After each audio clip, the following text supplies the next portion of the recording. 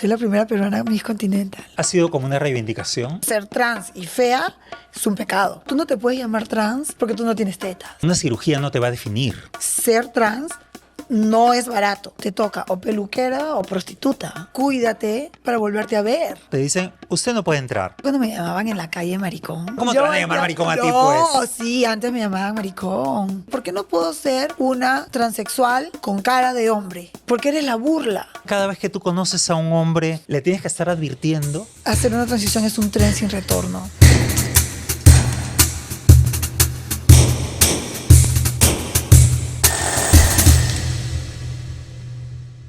Hola amigos, yo soy Javier Ponce y esto es Ausencia Cultural.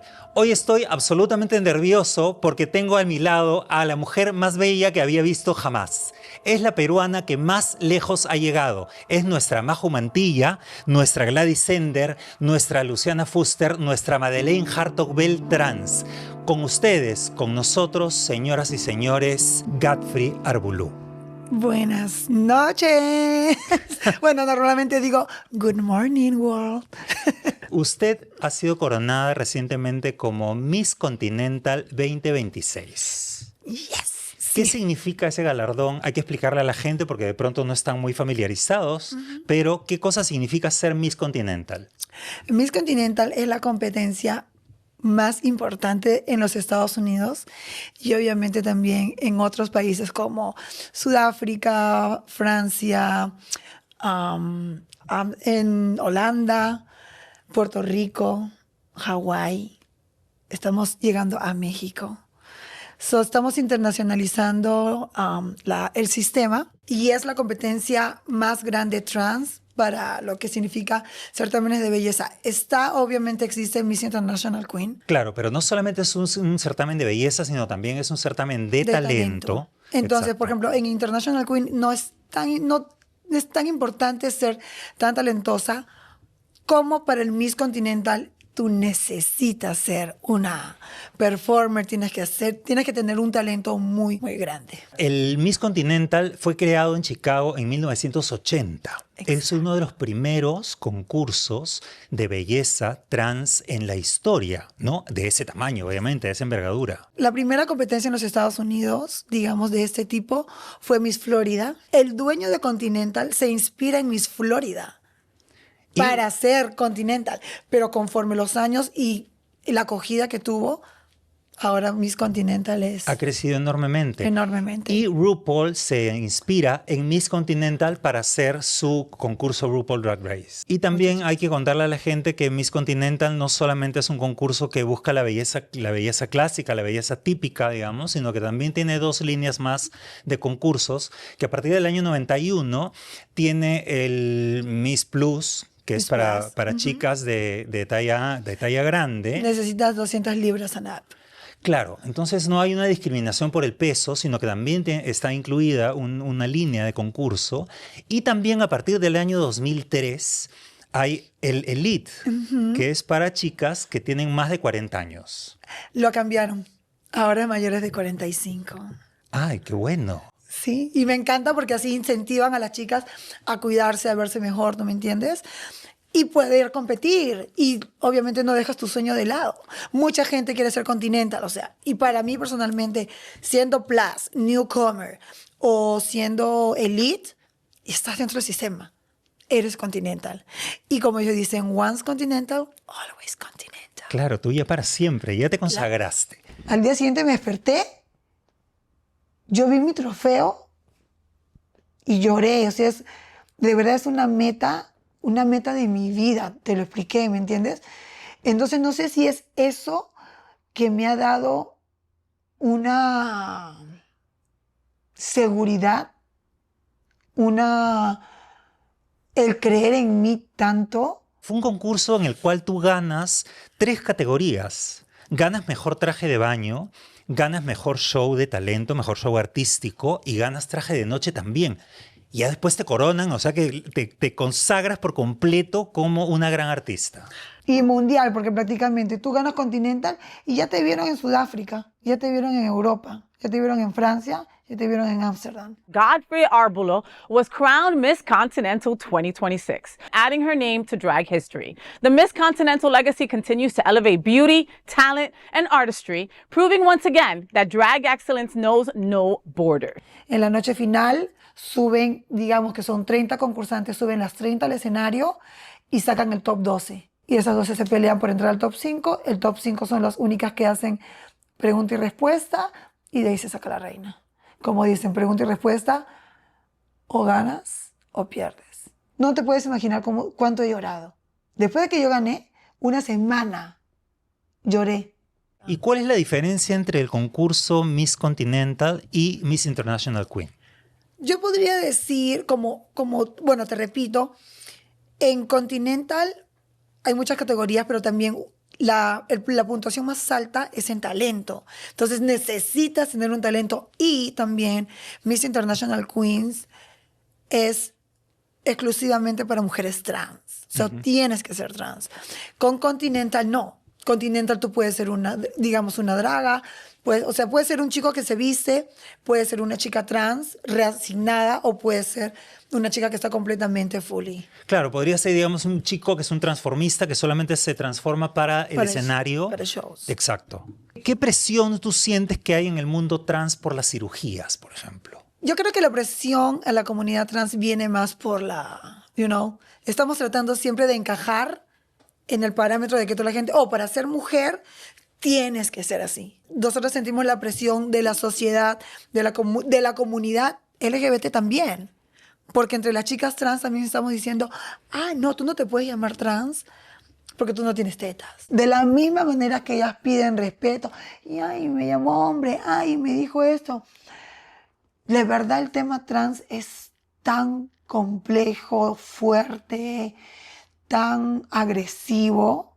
Me decepciona ver a mi comunidad destruirse las unas a las otras. Me parece tonto y estúpido. Cuando en realidad de lo que se trata es de la identidad, ¿no? No importa cómo te veas. Cómo tú te identificas y te desarrollas ante la sociedad. O sea, una cirugía no te va a definir. A ver, no eres trans porque no tienes senos. Hay muchas mujeres, cisgénero, que han tenido que tener una cirugía por cáncer de mamas, las han mutilado y eso no las hace menos mujeres. Claro. Pero tú tienes tu pene. ¿Qué tiene que ver eso? Es que tú no estás transicionada. Y tú le digo, ¿qué mierda es todo esto? Estoy llenecita de hormonas por dentro.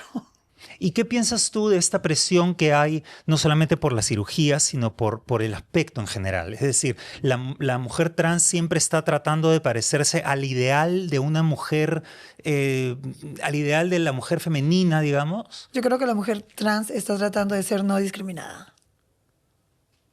Y desafortunadamente, como te ven, te tratan. Y si te ven mal, te maltratan. ¿Verdad? Entonces, creo que es eso más que todo. Me paras en un escenario y soy una mujer. Me paras en la esquina y soy una mujer. El año 2018... Ángela Ponce, España.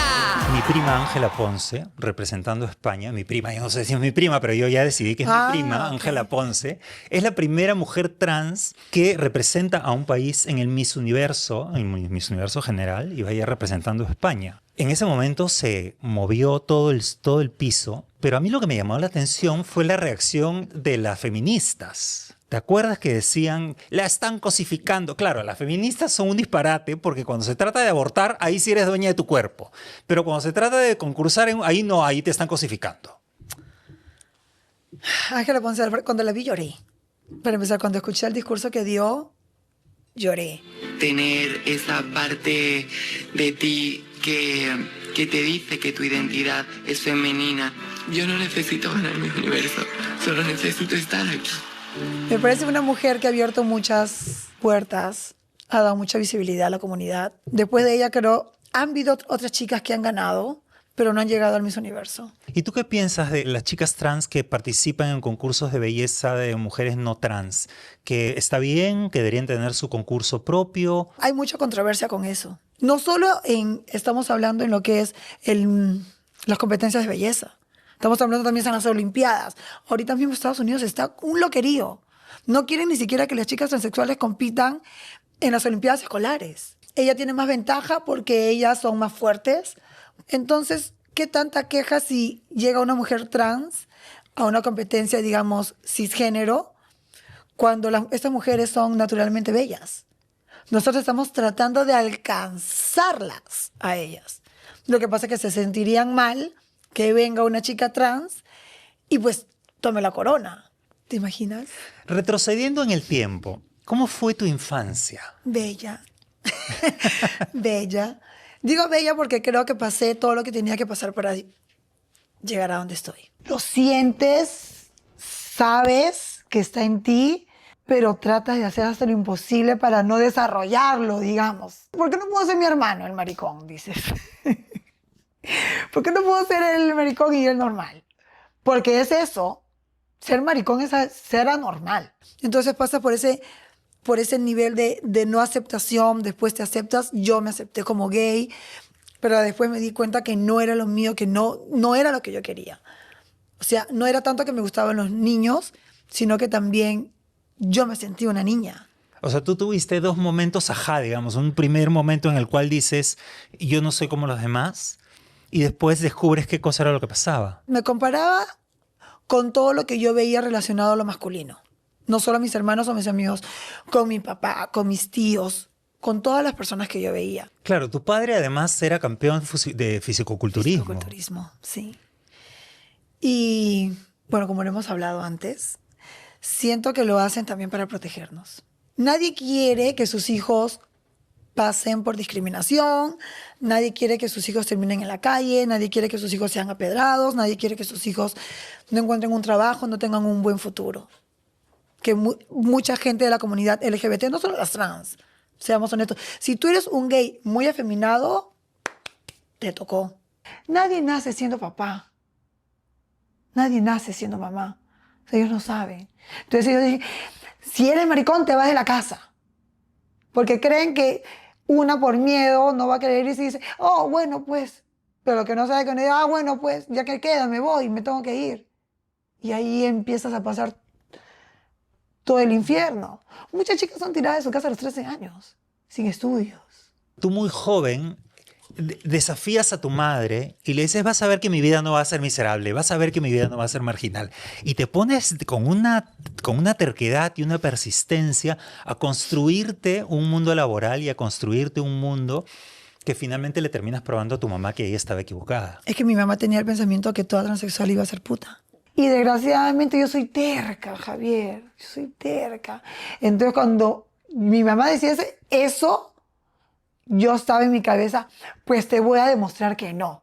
Cuando yo le dije a mi mamá que yo era gay, mi mamá se puso a llorar. Y lo que yo le dije a mi mamá, no hay motivo de llorar, no hay motivo de hacer esto, porque el que yo sea gay no quiere decir que me voy a vestir de mujer y mañana voy a estar parada en las calles. No, era una mentira. Yo voy a estar, yo me voy a seguir vistiendo de hombre, solamente que me gustan los niños. Yo soy un niño y me gustan los niños. Pero el destino me jugó mal. ¿Qué año es esta conversación, más o menos? El año 2000, tenía 18 años. Porque yo salía yo tenía un noviecito. Y mi mamá me veía mucho que yo iba a la calle con este muchacho. Entonces, mi mamá me daba en la comida pastillita para dormir para que yo no salga. Pero no era que me quería matar ni nada, ni que me quería drogar, sino que, como te digo, tenía miedo de lo que me vaya a pasar. Claro, y todavía tenía la imagen pública, social, que era lo que pasaba en la televisión. Imagínate, por eso te pregunto, ¿qué año? Ya en el año 2000, todavía una madre se enteraba que su hijo era gay y pensaba que el destino inevitable era que iba a ser travesti, ¿no? Que es lo que se pensaba en ese momento. Así se decía. Recuerdo estar al pie de cama de mi mamá. Mi mamá estaba echada en la cama. Fue esa misma noche que yo le dije a mi mamá que yo era gay. Y estaba pasando unas noticias. Yo sentada al pie de cama de mi mamá y mi mamá diciendo, prefiero tener un hijo maricón, no, prefiero tener un hijo ratero, una hija puta, a un hijo maricón. Eso fue tan hiriente, eso fue tan, de verdad, fue muy fuerte. Que yo lo único que hice, me levanté y me fui a mi cuarto. Todo esto ha sido una noche. Mi hermano ya sabía, yo ya le había dicho a mi hermano mayor. Mi hermano entra y le empieza a hacer un problema a mi mamá por eso. Mi mamá entra a mi cuarto llorando y ahí fue donde yo le digo que yo era gay. Uno vive ese momento no solamente con el terror de confesarlo, sino con el pánico de que en el momento en el que lo sepan te van a retirar su cariño. Es el cariño y que te echen a la calle. O sea, es todo, es todo un conjunto. Y también para mí era voy a decepcionar a mis papás. Que ellos pensaban que yo iba a terminar en una esquina parada. No digo que sea malo, tampoco lo defiendo, pero es realidad de muchas. No te voy a negar que he tenido muchas oportunidades de hacerlo, pero creo que el amor a mis papás, el amor de ellos hacia mí, el no querer defraudarlos, me ha hecho siempre como encaminarme. Le voy a demostrar a esta mujer que era mi mamá que yo puedo ser una chica exitosa y que no todo, ¿me entiendes? Entonces, eso ha sido lo que me ha hecho a mí trabajar duro y más duro para poder lograr y demostrarle a ella que no es como ella piensa y que yo la puedo también hacer sentir a ella como, digamos, orgullosa de mí. Pasa con muchas chicas transexuales y también muchas de esas chicas viajan a Europa. Vamos a ser honestos, muchas de ellas viven en cuartos, en grupos de 5 chicas, 4 chicas, en cuartos, para mandar ese dinero a la familia, para que la familia no le quite ese amor, se sientan orgullosas de ellos, o sea, como para tapar, ¿me entiendes? Como para comprar la aceptación. Sí, como para comprar la aceptación. Y es triste. He estado en Argentina, he visto chicas viviendo en lugares muy pobres. Es la triste realidad. Muchas de nosotras trabajamos para darle a la familia y cuando tú regresas a tu país te das cuenta que la familia abusó de eso. Sin ir muy lejos, todo el mundo lo sabe, el caso de Namin Timoico. Por eso no mandó ni $1, mentira. Pero lo que pasa es que volvemos un poco a coger la imagen de que uno iba a terminar parada en las esquinas, ¿no? El mundo laboral se les cierra a las mujeres trans. Entonces tienen un mundo laboral muy limitado y muy precario. Es que si eres trans, te toca, pues. No sé si sigue, porque estoy regresando a Perú después de 12 años, pero te toca o peluquera o prostituta. Triste, ¿verdad? Yo he tenido mucha suerte. ¿Y sabes por qué fue? Porque trabajé con los maricones. Porque si yo buscaba un trabajo en cualquier otro lugar, en una peluquería, en un esto que tiene que envolver gente straight, como diciendo ustedes, quédense ahí. Y yo me quedé ahí y ahí triunfé. Ser trans no es barato. Toda la vida lo he dicho. Con cirugías o sin cirugías no es barato. O sea, estarte comprando hormonas todo el tiempo, estar en tratamientos hormonales, no es barato. Porque tienes que tener un control médico. Un abuso de hormonas, de medicinas en ese tipo, te da una cirrosis, un cáncer al hígado. No solo eso, un exceso de hormonas, un abuso de hormonas, te puede dar un stroke, un accidente cerebrovascular. ¿Cuándo comienza tu transición? Hay un momento en el que tú ya comienzas a desprenderte de tu ropa masculina y comienzas a pasar a vestirte completamente con ropa femenina, o había un momento en el cual usabas cosas medio sueltas? Te vas a reír. Yo empecé usando calzones. O sea, por dentro ya, pero por fuera hombrecito y por dentro calzón. Yo bailaba como bailarín y hacía transformismo. O sea, vivía de niño, pero trabajaba de niña, como lo que hacía Coco muchos años atrás. Pero también me daba cuenta y decía, para llegar a ser exitosa en esto, tienes que cambiar. ¿Quién era la mejor? Coco. Nunca fue en mi cabeza, me la tengo que tumbar. No. Pero sí en mi cabeza fue, tengo que llegar. Si ella llegó aquí, yo tengo que llegar acá. Yo soy Continental por querer superar a Coco. Para mí era, tengo que ser la puta perra.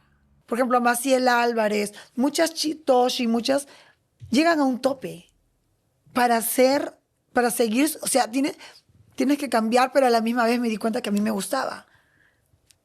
Porque cuando me vestía más de niña en las noches, me divertía más que de niño. O sea, no solamente lo hacías para el escenario, sino ya de pronto comenzó a ser una cosa que usabas. Fue, como te digo, primero me acepté como gay Ya. a los 18. Ya dije, ya, basta. Y eso que a partir de los 15 yo ya estaba metida en el gay.com y todos estos chats. Me imagino que no has escuchado sobre eso, pero... No. Nunca. Nunca. Y a los 18 ya me acepto. Y iba a la casa de mis mejores amigos en ese entonces y les decía, ¿tú cómo me ves mejor? ¿Tú me ves más linda de niño o de niña? Porque también tenía miedo. Es un paso muy grande. Es un paso literal que te estás empujando tú misma sola a la discriminación. Entonces, cuando yo me hice la primera cirugía a mi nariz, yo le decía al doctor, hazme una nariz que cuando esté de niño se vea de niño, pero cuando estoy de niña se vea de niña. Y el doctor me decía, no entiendo. Hazme una nariz más delicada y que yo pueda hacer de día niño y de noche niña. Finalmente me aceptó a los 21 y dije, vamos para adelante. Mi papá no estaba en Perú. Entonces yo dije, vamos para adelante. Y cuando llega tu papá a Perú, te ve. Cuando llegó mi papá, le dije, papá, ¿te acuerdas que tenías 3 varoncitos y una niña? Ahora tienes 2 niñas y 2 niños. Mentira. No, cuando mi papá murió, I'm sorry. Cuando mi papá regresó a Perú, yo asustada, aterrorizada. Mi mamá, Gafri, vamos al aeropuerto. No puedo, tengo que trabajar, tengo que ir a Gamarra. Y literal, me fui a las calles a caminar. Pensar, ¿qué hago? ¿Qué voy a decir? Miedo del rechazo de mi papá. Te puede rechazar tus amigos, en la calle, todo, pero que tu papá te rechace, es tu casa. Tu papá es tu refugio. Cuando mi papá me vio, mi papá lloró. Me dijo, no puedo creer que no fuiste al aeropuerto. Vivo agradecida con ese hombre y esa mujer que fueron mis padres, porque ellos también fueron el motor de crear a Gafri Arbulo. Ellos además te llegan a ver en escena. Sí. Y fue vuelo al probar, bueno, mi mamá ya había ido a una competencia, ¿no? Pero mi reto era llevar a mi papá a la discoteca. Y mi mamá, hay que llevar a tu papá para que tu papá vea dónde trabajas, qué es lo que haces, ¿me entiendes? Entonces ahí fue cuando yo dije, oh, wow, a mi mamá ya lo logré. Ella ya está orgullosa de lo que yo hago y de lo que soy. Ahora falta mi papá. Y mi papá levanta la mirada y me dice, ¿a dónde vas? Vestida así. ¿Por qué? ¿Se me ve mal? Está haciendo frío, ponte un jacket. Y yo, te jodiste, mañana me he visto de minifalda al mediodía. No, mentira. Para mi papá era el Gafri. Nunca se lo corregí. No viene con una intención ni discriminatoria, ni de maldad, ni de nada, ¿no? Siento que en su corazón yo seguía siendo su hijo. Entonces yo no tenía el derecho de quitárselo. La primera camada de showgirls y dragas y todo esto después, claro, Temple, Coco, Namin, Juan Carlos Ferrando, Yossi Tassi, Susan Renzo, Ceciño. Sí. La Gina Pantera. Gina Pantera. En la comunidad hemos tenido artistas muy buenos. Claro. Muy buenos. Y eran espectaculares. O sea, en el Estudio One, en La Lima que se fue y todo esto. En el Perseo. Lo he escuchado y me gusta siempre decirlo porque las nuevas generaciones es, ay, mira, la discoteca Miraflorina es la que existió. Pero no, babies, o sea, existe un detrás. Si tú puedes salir ahora a la calle agarrado de la mano es porque hubo hay gente detrás luchando por eso. Exacto. Empezando por Silvia Rivera en Nueva York. ¿Entiendes? Bueno, esa fue la primera camada que yo siento que ellos fueron los que abrieron las puertas a la camada de las dragas de ahora. Coco era la primera transexual. Coco, Namin, Andrea, las primeras transexuales y dragas, trans, como lo quieran decir, en la televisión. Entonces la segunda camada ya viene Maciel Álvarez, Toshi, Leslie Carrasco. O sea, Leslie bailaba, se destruía en el escenario y todo el mundo... Era Coco 2. Coco se enferma, pero entonces, digamos, yo dije, ya, tengo que avanzar. Si yo no doy 2 pasos más largos, Coco se recupera y yo vuelvo atrás. Me incluyen ellas porque creo que estamos todas por la misma edad, ¿no? Y después ya de esta segunda camada viene pues ahora los nuevos valores. Tani, Georgia Hart, Georgia Ferreira, Godiva. La Langosta, ¿no? Claro, que tienen otro estilo estético, ¿no? Ellas van más hacia el drag queen, digamos. El arte drag, digámoslo, o el arte del travestismo, porque es eso la palabra en español, travestismo. ¿Cuál era el arte? De que te veas femenina, lo más femenina posible. Y mientras más mujer, eras mejor. Por eso Coco es Coco. Porque Coco era el único entre las únicas. Entonces de ahí vino todo este transformismo, que hay un momento en los años 2010, salían pero debajo de las piedras. Una más rara que otra. Yo soy una show girl. Yo no puedo ser una draga. Yo no me aviento desde el techo de tu casa hasta abajo, abierta de piernas, ni estoy girando de cabeza, ni pintándome como un payaso, ni ponerme un traje con ocho manos. No. Pero en realidad no es eso. El significado de drag queen es dress as a girl. Claro, que es una notación que tenía el teatro isabelino del 1800, 1900 en Europa, en Inglaterra. Ponían al costado drag, que era que el personaje lo iba a interpretar un hombre, pero vestido de mujer. Entonces, lo que se vendría a ser transformismo. Claro. Y nunca te has visto el transformismo, pues así, todas dragonas, todas así. Que fue mucho desde el año 2000, salieron muchas raras. Bueno, pero es otra estética. Otra estética. Tú querías seguir la línea de Coco. Es que claro, yo veo a Coco en el año 2000 y algo, que salió la película Moulin Rouge, no me acuerdo el año exacto, y ver a esa mujer espectacular en un vestido rojo haciendo el medley de Elephant de Moulin Rouge. Wow. Yo hacía mis vestuarios. Si se tenía que dar el 100, yo daba el 1000%. Pero te has llegado a romper el músculo una vez de tan intensa que eres. Hay muchos bailarines que no querían hacer show conmigo. No, con ella no. Porque yo soy tan perfeccionista y quiero hacer las cosas tan bien que para mí el ensayo era dale, dale y dale, que lo aprendí de Coco. Porque Coco era de las que ensayaba pues hasta la 1, 2, 3 de la mañana. Y si Coco ensayaba hasta las 3, yo iba a ensayar hasta las 5. Entonces los bailarines se jalaban los pelos y decían, no. Entonces con Gafri no querían performar. El 27 de abril del año 2012, te vas con unos amigos al Larcomar. Quieren entrar a una discoteca llamada Gótica. Y el tipo de la puerta te impide entrar. Por traca. Te impide la entrada por traca. Qué fea palabra, traca, ¿no? A mí me divierte.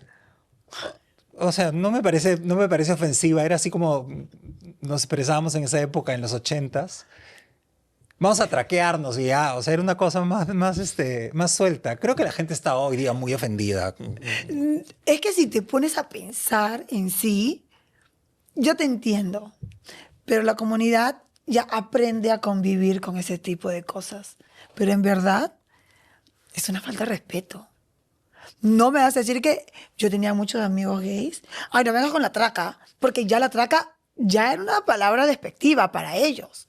¿O no? No, porque nosotros mismos nos traqueábamos. No sé, quizás a otros Es que después les parecería es malo. que es diferente, pues. Porque dices, vamos a traquearnos. Es diferente cuando es entre nosotros. Ya, Como digamos, que yo le diga a una... Es que pasa mucho en Estados Unidos. Digamos, entre tracas se dicen tracas. ya, sí, claro. Entonces, depende de la raza que tú eras, te puedes llamar como se llaman entre ellos. Sí, No quiero nosotros decirlo, entre maricones nos mariconeamos también, no entre pasa maricones. nada. Claro, pero si viene un straight y te dice a ti Maricón. maricón, te ofendes. Depende. Acá regreso. Le digo, sí, eso es una descripción. Regreso porque nos hemos ya acostumbrado Sí. y hemos aprendido a conllevarlo y a convivir con eso. Lo que pasa es que nosotros en los 80 nos llamábamos maricones entre nosotros, también para bajarle la carga del insulto. O sea, llegaba un punto en el que ya nos decían tanto maricones en las calles que ya no significaba nada, porque entre nosotros también nos llamábamos maricón. Yo he sido bien lisa patiza y a veces cuando me llamaban en la calle maricón... No, pero ¿cómo te van a llamar maricón a ti, No, pues? sí, antes me llamaban maricón. Claro, en el colegio, en todos lados. He ido a Gamarra y cuando entraba yo a Gamarra, de todas las galerías salían por la ventana, ¡sau! ¡sau! Me han tirado un coronto, ¿cómo se llama? La coronta de choclo. Una coronta de choclo en la cabeza. Oye, maricón. Y es más, ese día en Gótica también me dijeron, pasa, mariconcito. Ya, ¿qué pasa en Gótica? Vamos a volver a Gótica. El 27 de abril del año 2012, tú sales con unos amigos, como cualquier persona normal que eres, a una discoteca.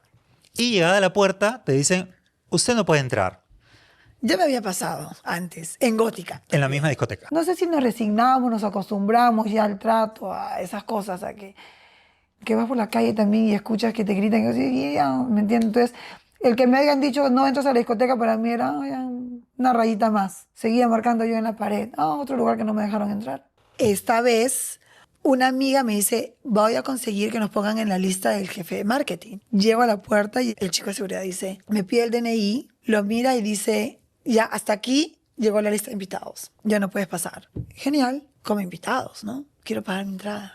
Normal, como cualquier otro cliente que viene aquí, quiero pagar mi entrada, ¿a dónde tengo que ir? A ver, voy a preguntar si puedes pagar la entrada. Hello, ¿cómo tú vas a averiguar si yo puedo pagar la entrada? El dinero lo tengo yo en mi bolsillo. Claro, y ahí comenzaron a sonar las alarmas. Y para este momento ya se dan cuenta que yo estaba grabando con el celular. Sale el jefe de marketing y le dice a mi amiga, yo te puedo hacer pasar a ti y a él, a un amigo, pero a ella no. Siempre te dejo pasar con tus amigos gays, que esto, que el otro, pero ahora me traes un travesti. Eso también. Y le digo a mi amiga, adelántate tú y pregunta cuándo está la entrada. Había un letrero así grande que decía que costaba 50 soles. Ella pregunta y le dice 50 soles. El seguridad le hace una seña, la cajera saca la cabeza así, me mira que yo entro y le dice, no, disculpa, está 200. Y ese es un trato distinto, es un acto de discriminación. Salgo y los seguridades empiezan a burlarse. Te lo juro que yo sentí una ira. Así me subía la sangre. No, que sí, que avanza, cabrito, sí, que mariconcito. Yo lo voy a hacer saber. Y te vas a acordar mi nombre. Y él ya, paso a paso, nomás, mariconcito Micio. No es que sea Micio, le dije, pero no te voy a dar el gusto de quedarte con mi dinero. A nadie le gusta decir que fuiste discriminado. De hecho, sí. Pues. Bueno, finalmente eso es lo que ocurre, ¿no? Ahora, tú grabas, tienes la prueba de la discriminación y luego regresas a la discoteca en la que estabas trabajando para ver si ellos te podían apoyar en hacer la denuncia. ¿Y qué respuesta recibes? Uno de mis jefes dice, Gafri, no la vas a ganar, no vas a hacer nada, te vas a meter en un problema por gusto, que por aquí, que más allá, que eso no va a ir a más. Entonces voy y hablo con la dueña en ese entonces de la discoteca. Y le digo, mira, me ha pasado esto. Y me dice, Gafri, me dijo, eso está en la misma industria de nosotros no nos vamos a meter. Me sentí hecho una mierda.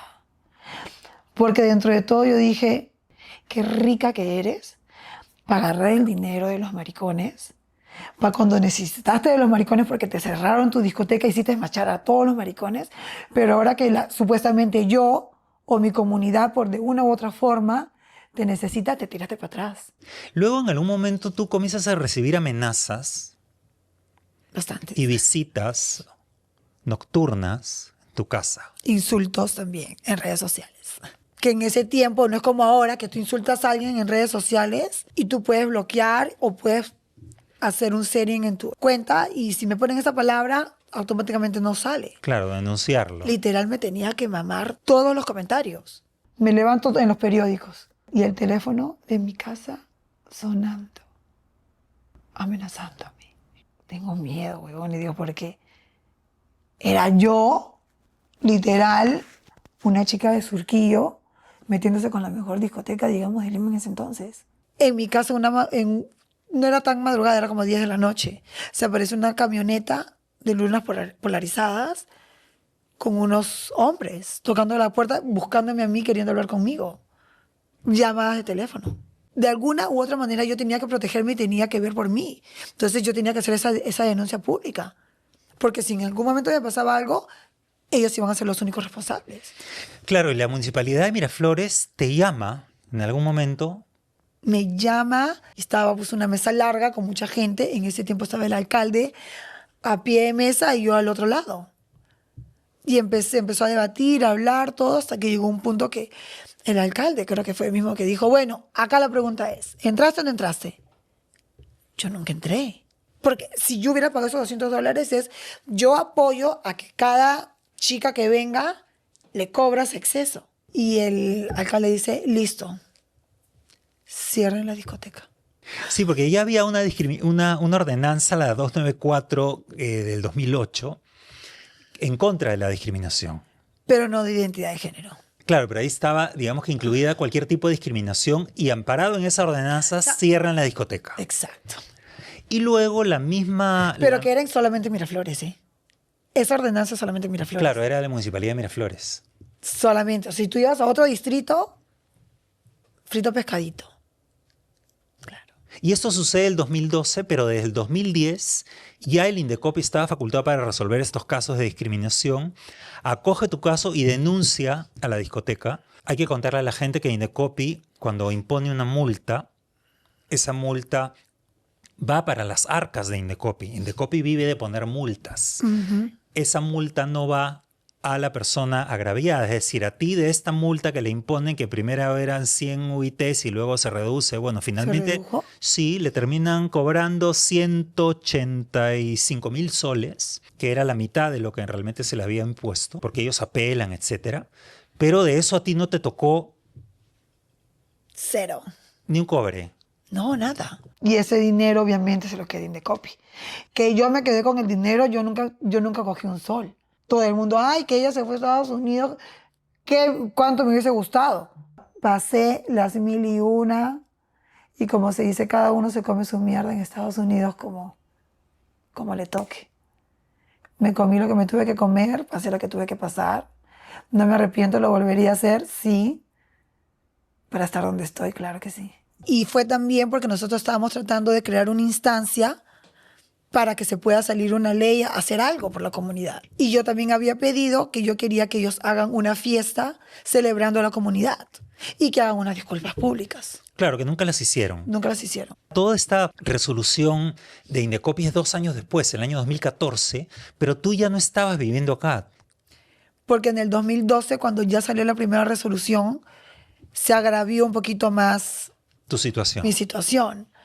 Entonces lo único que me quedó fue, me voy del país. Cuando sale el fallo, yo estaba en Nueva York y me empiezan a llamar, me empezó a llamar el canal 5 o 2, no me acuerdo, y me empiezan a hacer esto, se agrava la cosa, regreso, vendo todo y literal dejé mi familia, dejé mi trabajo, dejé mi vida atrás.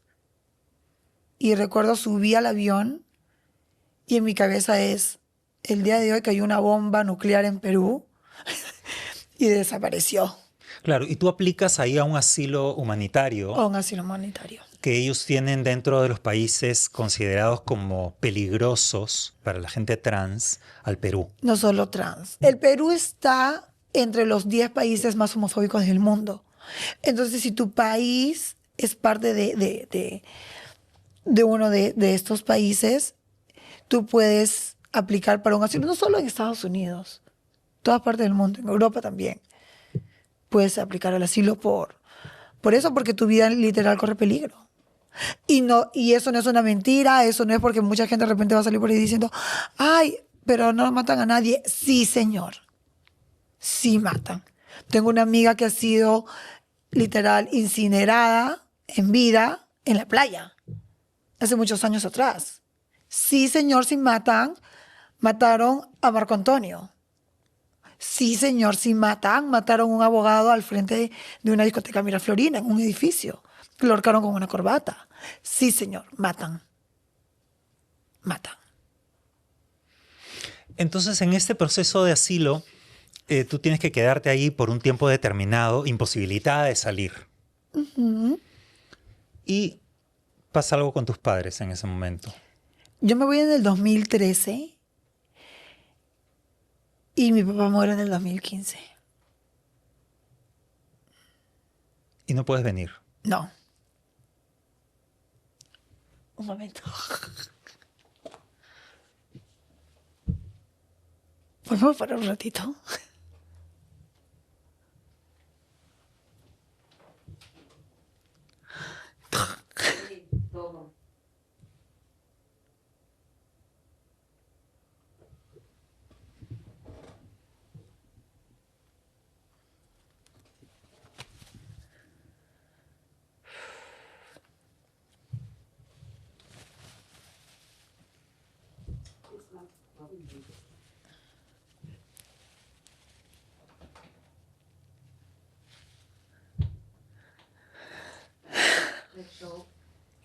No, no voy a parar. Espérame un rato.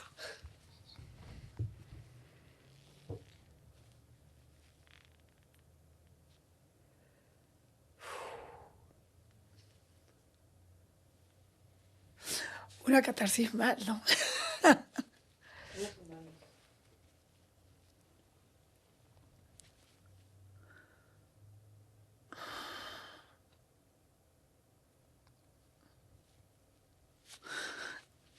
Quiero evitarlo, no puedo.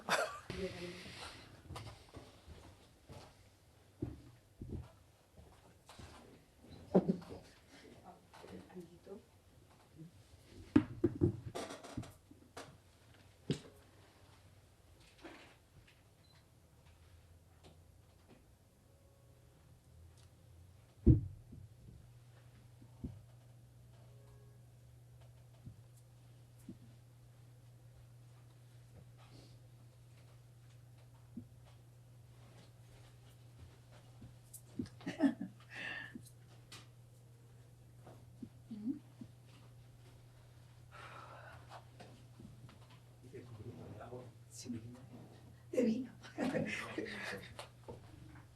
Ay, sorry, chicos. Eso me dijeron en Continental cuando perdí. Sí. Dijeron, ay, debimos hacerla perder más veces, me saliría mejor. No, pierdo y me ponen junto con la ganadora y primero, segundo y tercer lugar. Y Continental nunca sacó esa foto. Continental no sacó esa foto. Porque la pusieron como por, creo que fue 10 minutos y alguien puso, hasta llorando se ve mejor que la ganadora. Le sacaron la foto. ¿Está bien maquillaje? Sí. Un poquito el ojo derecho. Se salió. Poquito. Sí, pero no Sí. traje maquillaje. ¿Nada? Ay, acá. Nice. El detrás de... Ay, Dios mío, no. No puedo salir así. Poquito, poquito. No es papel. Ahí está. Ah, ya se salió. Hombrecito, me gusta como este corte, o sea, hablando, saca tu lado más humano, eso también es bonito, ¿ah? Yo como le he dicho, para todo lo que yo te he visto antes, lo que te veo ahora, y por cómo es Ahí abajo no es. una persona demasiado Tú sigue profesional. nomás, tú Ok. sigue nomás, está muy bonita la entrevista, está bien bonita. Y además es otra cara, es otra faceta que le das al público, eso también es lindo. No, la gente de estrella, tiene que ser completo. Todo. Y Bueno, vamos. Yo creo que sí puedo. ¿Ya? Bueno, mi papá fallece en el 2015. Recuerdo estar en el tren y mi mamá me llama. Me dice, despídete de tu papá. Porque mi papá tuvo cáncer de la próstata, pero también tenía diabetes y tenía otras cosas. Y mi papá estaba como en coma. O sea, lo tenían como sedado, muy sedado. Pero mi mamá me llama y me dice que le iban a poner ya una inyección para que vaya, no para matarlo, pero para tenerlo más relajado y como que iba a ser la última vez que él como iba a poder como que escucharme. Entonces mi mamá me dice, literal, le voy a poner el teléfono en el oído y despídete. ¿Me entiendes? Duro y fuerte. Y escucho y mi mamá me dice en el teléfono, va a pasar lo que va a pasar, pero no regreses porque literal tu vida va a ser miserable. O sea, no vas a tener una... Porque es en verdad, o sea, en Perú la vida para una chica trans son muy pocas las afortunadas que tienen una vida, no quiero decir digna, ¿me entiendes? Pero yo tenía mis metas, mi mamá también lo sabía, entonces mi mamá me dice, que pase lo que pase, que no regrese. Y mi mamá me dice, si tú regresas, si tu papá muere, o sea, ya estaba ahí todo pasando. Si tu papá muere mañana o pasado mañana y tú regresas, tu papá no va a resucitar. Y vas a no echar a tus planes, ¿no? Pero iba a perder muchas cosas, ¿entiendes? Pasa el tiempo en Estados Unidos y yo siempre le decía a mi mamá, cuídate para volverte a ver. Cuando yo me voy a Estados Unidos, yo me despido de mi mamá muy fría. No quería que nadie llore, no quería a pesar que yo sabía que no iba a regresar. Y le digo a mi mamá eso, también cuídate para volverte a ver. No sé cuándo voy a regresar. Me voy y mi mamá hace 3 años. My mother died like 3 years ago, right? 2 years ago. Yeah. Casi como 2 años, 3 años. Y yo hablando a mi mamá y mi mamá me repite lo mismo. Pase lo que me pase, no regreses. Y cuando yo llego a Estados Unidos, yo no llego a ver a mi mamá viva, porque cuando entró Donald Trump al gobierno en Estados Unidos, Donald Trump para los asilos. Para los asilos por, no me acuerdo si fue 2 años, 3 años, y le empezó a dar prioridad a los niños que estaban cruzando la frontera de Centroamérica a Estados Unidos. No sé si te acuerdas que hubo un tiempo. Claro. Entonces, mi asilo se paralizó por 3 años. Saca tu cuenta. Eso yo recién he podido regresar. Si no hubiera pasado eso, yo hubiera podido regresar hace 3 años atrás cuando mi mamá estaba viva.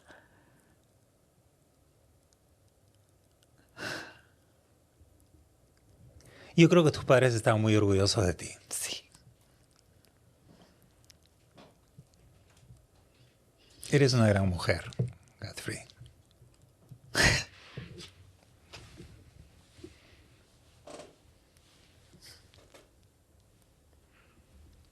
Y ya, estamos aquí.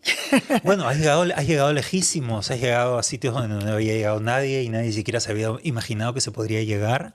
Y yo creo que lo que has hecho es una lección para todas las personas y es un gran mensaje para todas las personas que se sienten que por el hecho de ser trans van a estar condenadas a la marginalidad, a la precariedad, a la vida infeliz. Y tú eres una estrella, eres una persona que brilla con su propio talento.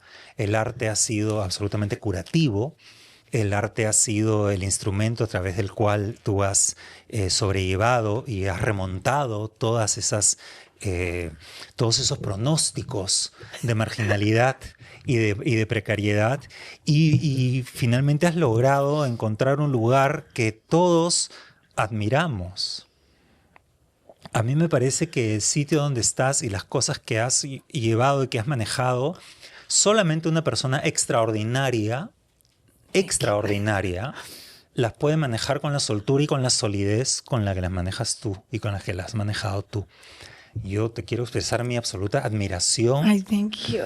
mi cariño, porque además nos conocemos, tú lo sabes, hace Hace muchísimos mucho años. tiempo, súper amigos. Pero sobre todo mi admiración por toda tu persistencia, porque no te dejaste avasallar cuando aquí el resto de gente en la escena te quería destinar a ser una bailarina de relleno.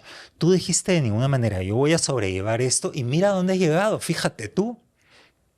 Fíjate tú. Sí. Y en esos tiempos yo siempre decía, ¿cuándo será mi...? Es que como siempre me he puesto metas cortas, ¿te acuerdas? Entonces, siempre era, oh, voy a llegar aquí, voy a llegar aquí, voy a llegar aquí. No soy buena con metas largas, para nada. Digo, ay, voy a hacer esto. Y por eso cuando siempre, la pregunta que me dicen, ¿cómo ves a Gafri de aquí a 5 años? Lo único que puedo decir, exitosa. Pero yo creo que no creo que va a resultar a todo el mundo. No digo que le va a resultar a todo el mundo, pero me resulta. Bueno, pero tú tienes un juego de dos tipos de metas. Tú tienes tus metas a corto plazo, que las logras todas y eres además de una concentración y una obcecación y finalmente consigues todo. Pero también yo te he escuchado hablar de unas metas a largo plazo. Que yo estoy seguro que las vas a conseguir. Oh my God, sí. Sí, las vas a conseguir. Creo que mi meta a largo plazo, para que no se escuche como un secreto, es poder vivir tranquila, económicamente, también mentalmente. Y yo creo que eso es lo más importante para todo. Porque todo el mundo dice, ay, quiero esto, quiero lo otro, quiero aquí, quiero allá. Muchas veces material. Y por querer conseguir eso material, nunca tenemos una paz mental. Nunca estamos contentos con nosotros mismos porque seguimos peleando y luchando por lo que queremos hacer. Y creo que, de verdad, si diría cuál es mi meta en la vida, ser feliz. ¿Eres feliz, Gafri? Por supuesto que sí. Se Soy te nota, feliz. se te nota. Soy feliz. Soy feliz porque sé que mis padres están felices donde estén, por lo que he logrado. Soy feliz por lo que le puedo dar a mi familia, lo que le puedo brindar dentro de mis posibilidades. No abusen. No, bueno, No abusen. ocurre mucho, ¿no? He escuchado comentarios que dicen, ay, si ella se puede comprar un zapato de $1,000, ella puede darme esto. Sí, porque yo me lo trabajo. Claro. Porque yo trabajo para mí, no para regalar mi dinero ni para regalar lo que yo tengo. Este lugar en el que estás ahora, esta imagen que tienes ahora, tan pulcra, tan bien cuidada, responde no solamente a muchísimo trabajo físico, sino también a una serie de sacrificios. ¿A qué hablamos? Mis cirugías. ¿A dónde vamos? Por ahí, si quieres contarnos. Yo, de verdad, soy de las personas que no me guardo nada. Yo es por eso te pregunto. Yo cuando antes hemos conversado de tu papá y hemos conversado de tu mamá y ahora conversamos de esto, no es por fastidiarte ni es por someterte a una situación difícil. Yo sé que tú eres una mujer entera que no se guarda nada y nosotros tenemos la confianza para preguntarnos lo que sea. Lo que nos dé la gana. Y ya. Por eso pregúntame y yo te respondo. Porque si no tuviéramos esa disforia y estuviéramos contentas con lo que somos, no nos estuviéramos sometiendo a tantas cosas. ¿Tú sabes cuánto he llorado con mi última cirugía, Javier? 1 mes. Me miraba en el espejo y no me reconocía. Ese es un trastorno mental que yo tengo, que siento que tengo que entrar en los estándares de lo que para ellos es femenino. Lo que para ellos es ser mujer. Lo que para ellas, mi comunidad, es ser una chica trans. ¿Tú te acuerdas de Lagrado en Todo sobre mi madre? Lagrado es un personaje que hacía Antonia San Juan, que se para delante de un teatro que está vacío, que por algo no pueden pasar la película o una obra de teatro, y ella comienza a ponerse a decir todo lo que ha gastado en cada una de las cirugías y al final termina diciendo por qué una es más auténtica mientras más se parece a lo que ha soñado de sí misma. Que cuesta mucho ser auténtica, señora. Y en estas cosas no hay que ser rácana, porque una es más auténtica cuanto más se parece a lo que ha soñado de sí misma. Tiene mucha verdad. Tengo, creo que 6, 7 cirugías, ¿no? 6, 7 por ahí. Comenzaste con la nariz. Comencé con la nariz en Perú, recibí un portazo en medio de un show y la nariz nunca me gustó. Cuando me sacaron el yeso aquí, me puse a llorar. Toda cirugía pasa por un trauma, no sé. Toda cirugía estética, estás cambiando tu imagen de la persona a la que estás acostumbrado a ver en el espejo.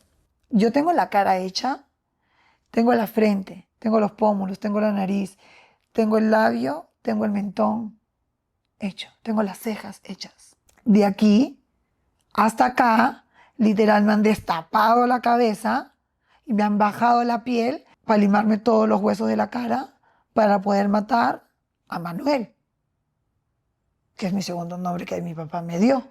Porque cuando me caía la luz de arriba, mi disforia de género, que me hacía así en la cabeza, yo tenía cara de hombre. Aparte que tú sabes que eres trans y no puedes ser fea. O sea, ser trans y fea es un pecado también. No solo por la comunidad hetero, sino por la comunidad gay también. Si no eres regia, no lo eres. No estás incluida. Muchas veces he escuchado ese tema que dicen, no puedes ser maricón, pobre y feo. Lo has escuchado también. Sí, claro.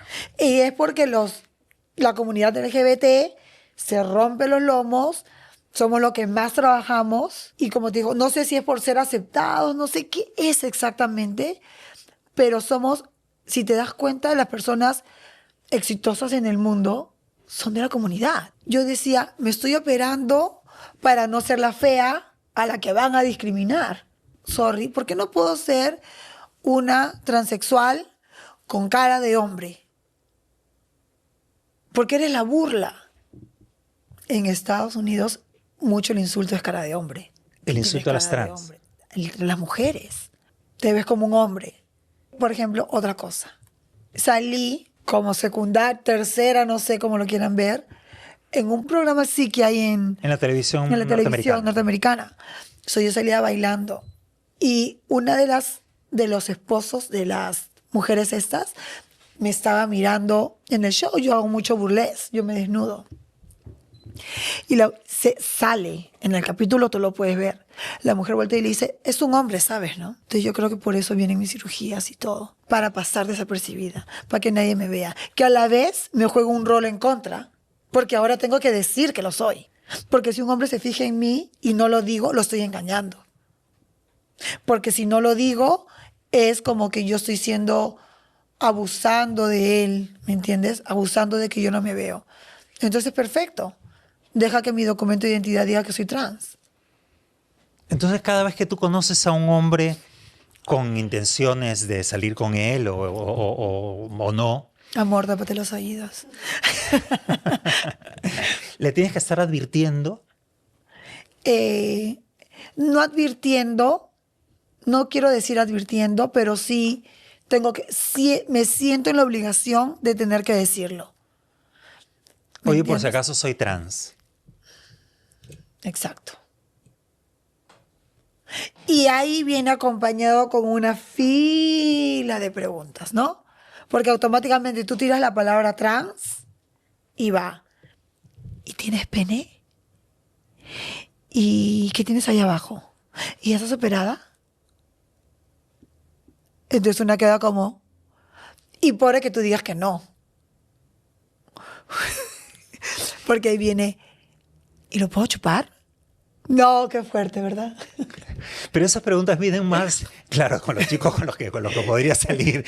Pero también te ha pasado que vienen las mujeres y te preguntan, ¿no? Porque tú haces shows no solamente en discotecas gays, digamos, sino también en hoteles, en brunch, en locales en general. ¿Sabes por qué? Porque ahora los shows drag, gays o como lo quieran ver, o trans, ya no están dirigidos a un público gay. En un momento fue un grupo como de 5 mujeres que se me acerca y me empezaron a atacar de una manera que eres hombre y esas palabras para una chica trans duelen.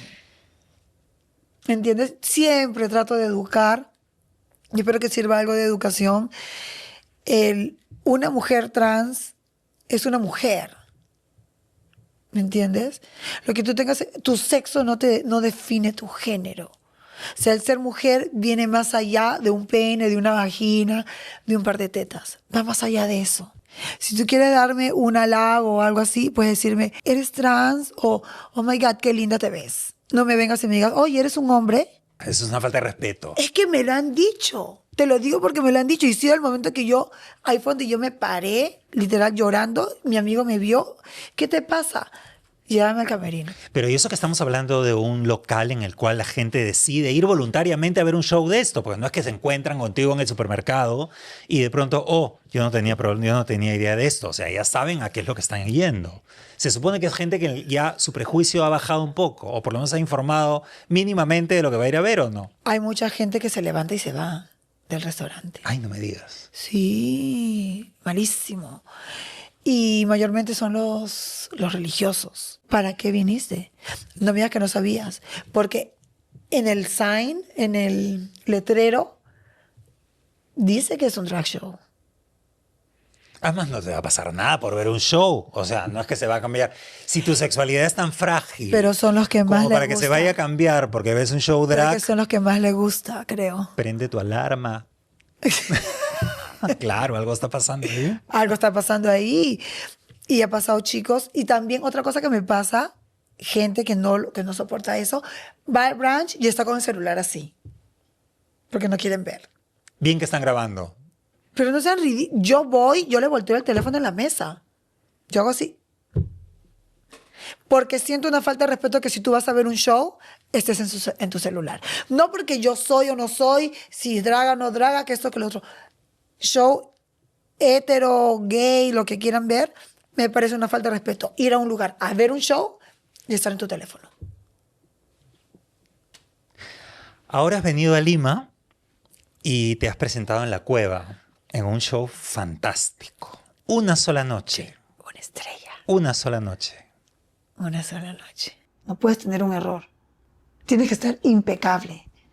De pies a cabeza. Obviamente yo ya venía a Estados Unidos con esa. Se abre esa cortina de La Cueva y ellos tienen que ver una diosa.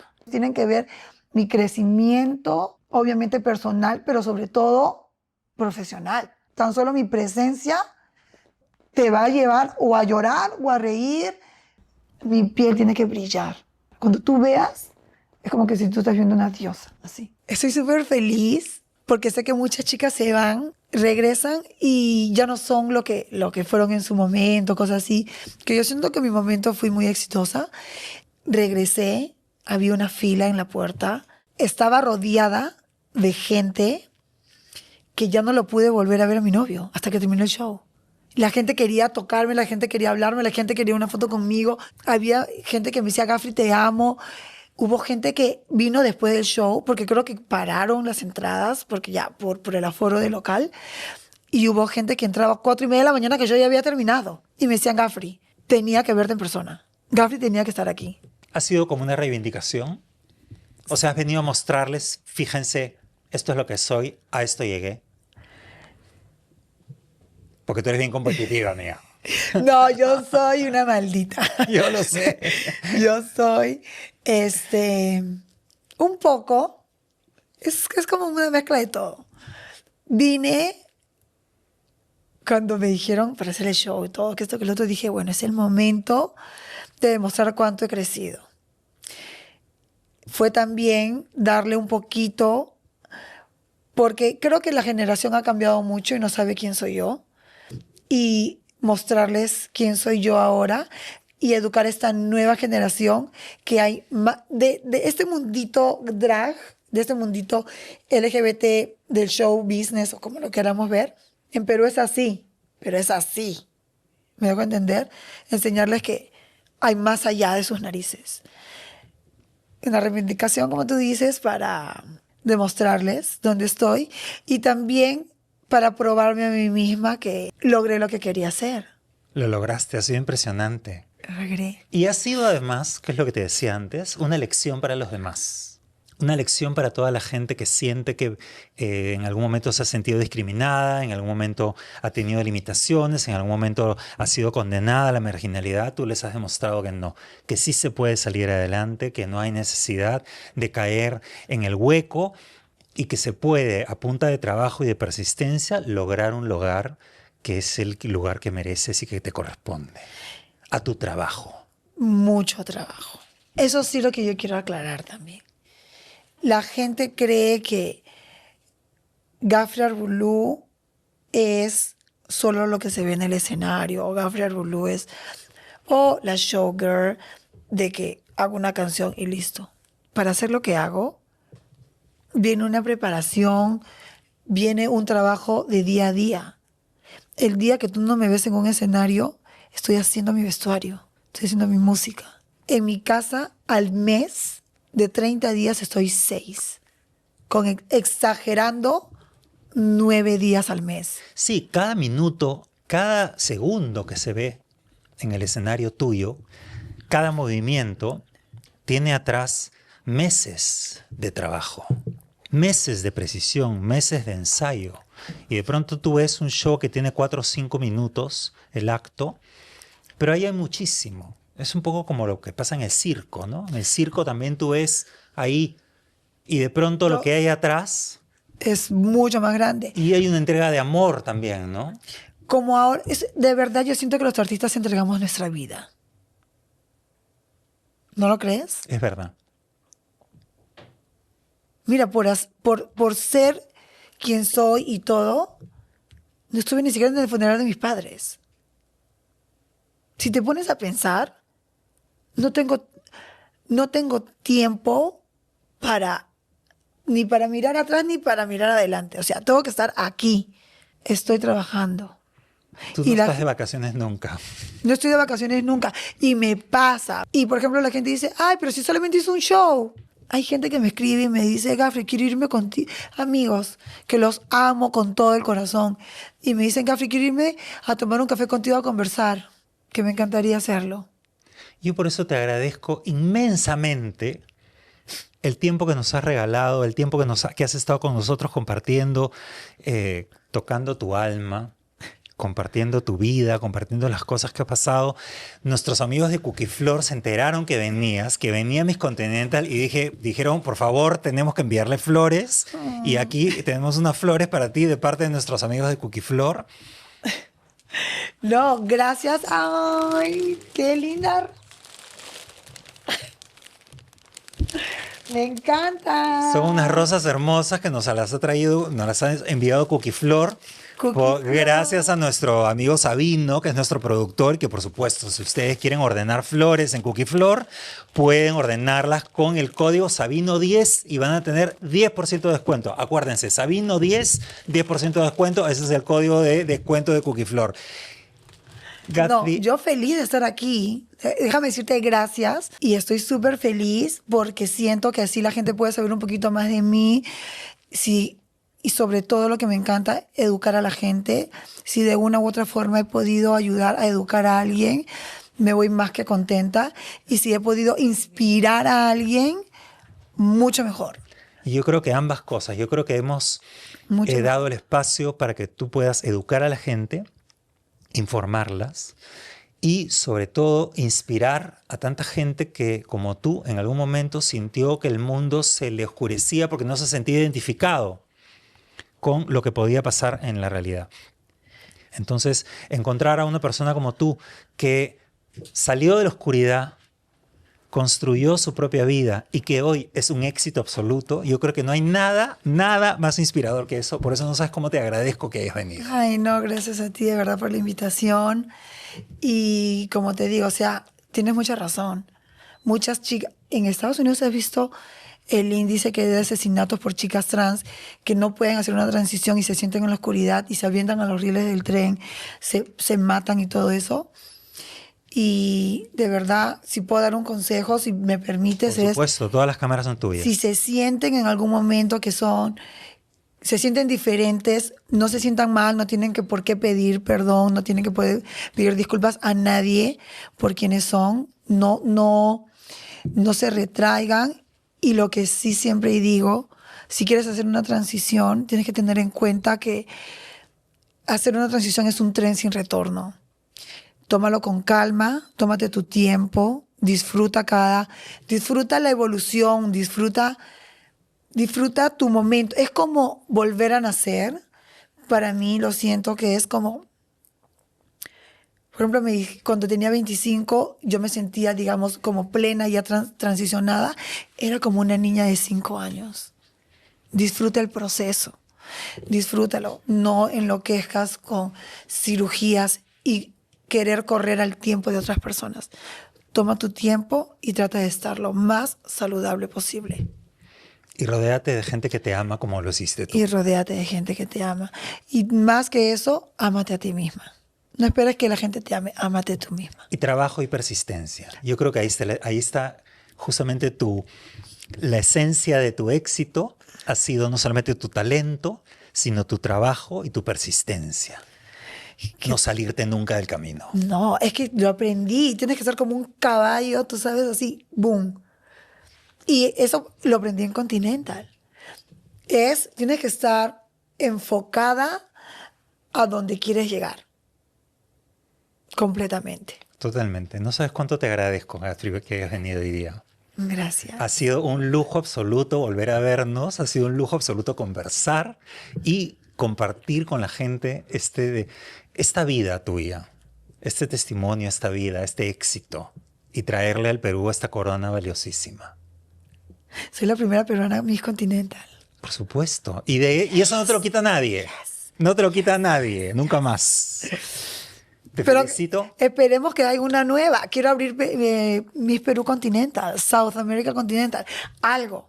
Claro, porque aquí ha habido ya una tradición más o menos de concursos de belleza. Comenzó Mario Carosi en el año 81, luego está Marisol Malpartida, luego está Lucrecia Black, también ha estado Samantha Braxton, pero ahora te toca a ti traer el Miss Continental, pues, mi amor. Sí, tengo que mover todo, cielo, mar y tierra. Por eso he estado también tan ocupada todos estos días aquí. Me parece muy Estoy un bien. poquito ronquita también. No te preocupes, así estamos todos ya con la voz fallada. Amigos, si quieren saber un poquito más de estas historias y de otras, pueden encontrarlas en Crónicas Maricas y en otras Crónicas Maricas que están en todas las librerías del Perú. Y por supuesto también, si no, las puedes ordenar en Busca Libre, que te lo envían el libro físicamente a todas partes del mundo. Y si lees en las plataformas digitales, puedes encontrarla en Amazon también. Gastri, querida, te cuento que hemos estado una vez más con la producción de Sabino Álvarez y con Miguel Lorna en los controles de Metro Studio. Hoy día hemos tenido una nueva mesa que estamos estrenando contigo, por supuesto. ¿Vamos a estrenar la mesa? Vamos a estrenar ¿Cómo? la mesa. Apagamos las cámaras y la mesa será un remember de aquellas épocas, querida. ¡Jesús! ¡Jesús! Bueno. Gracias a toda la producción, gracias a todos los que están detrás de las cámaras. Sí. Justo hoy día hice un post y digo, todo lo que en la cueva, atrás tenía como 10 personas.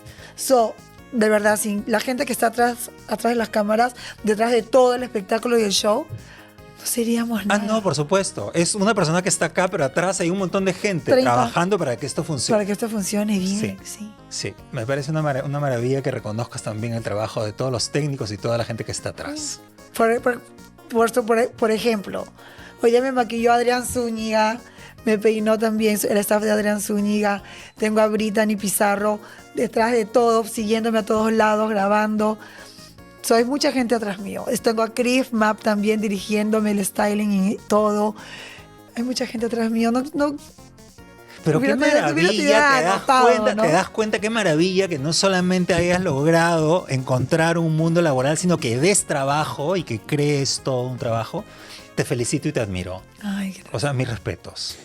También a Juan Manuel Grau, sorry. De todas maneras, hagamos un remember en esta mesa. Como usted. Apaguen las cámaras. Apaguen las cámaras. Un beso enorme y una risa inmensa.